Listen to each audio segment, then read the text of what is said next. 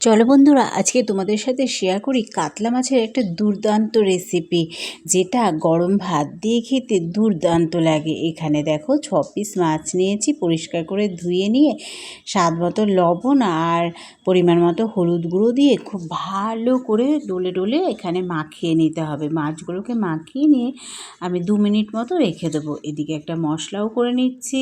মিক্সির জারে নিয়ে নিলাম আদা কুচি, রসুন কুচি, আর নিয়েছি টমেটো, আর নিলাম এখানে কাঁচা লঙ্কা দিয়ে ভালো মতো একটা পেস্ট করে নিলাম। আর এদিকে গ্যাস ধরিয়ে গ্যাসে কড়াই বসিয়ে দিয়ে একটা বড় সাইজের পেঁয়াজ কুচি করে রেখেছিলাম, সেটাকে বেরেস্তা মতো ভেজে নেব। এবার বেরেস্তা ভাজা হয়ে গেলে পেঁয়াজটা তুলে নেব, আর ওই তেলেই আবার মাছগুলোকেও ভেজে নেব। এবার ওই তেলে আমি মাছগুলো দিয়ে দেব, আর মাছগুলো দিয়ে ওলট পালট করে ভালো করে ভেজে নেব। দেখো, এটা কিন্তু দুর্দান্ত হয় খেতে, তোমরাও কিন্তু একবার বাড়িতে বানিও।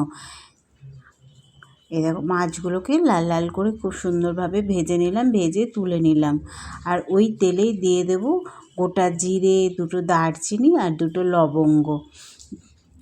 ফোড়ন থেকে একটা ভাজা গন্ধ বেরিয়ে আসলে বেটে রাখা মশলা দিয়ে খুব ভালো করে কষিয়ে নেব। আর এর মধ্যে আমি বেরেস্তাটা ভেজে রেখেছিলাম, সেটা দিয়ে দিলাম মিক্সির জারে, আর 2 চামচ মতো টক দই দিয়ে ভালো মতো একটা পেস্ট বানিয়ে নেব। এদিকে কিছু মশলাও অ্যাড করে দিচ্ছি, হলুদ গুঁড়ো, কাশ্মীরি লঙ্কার গুঁড়ো, স্বাদ মতো লবণ, আর দিয়েছি 1 চামচ জিরের গুঁড়ো, আর স্বাদ মতো চিনি দিয়ে দিলাম। দিয়ে খুব ভালো করে কষিয়ে নিলাম।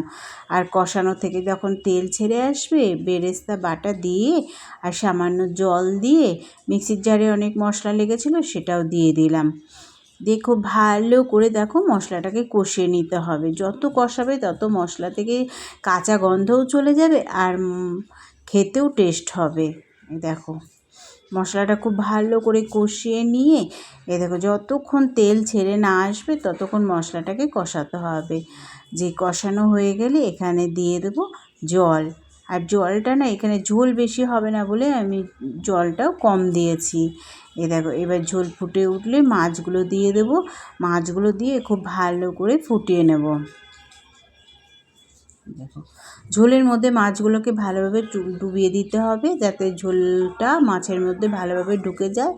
আর দিয়ে দেবো ওপর দিয়ে ধনেপাতা কুচি আর 2টো চেরা কাঁচা লঙ্কা দিয়ে খুব ভালো করে মাছটাকে ভালো করে ফুটিয়ে নিলেই তৈরি হয়ে যাবে বেরেস্তা কাতলা।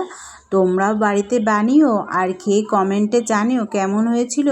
আর ভিডিও ভালো লাগলে একটা লাইক কমেন্ট করতে ভুলো না, আর চ্যানেলটিকে সাবস্ক্রাইব করে দিও।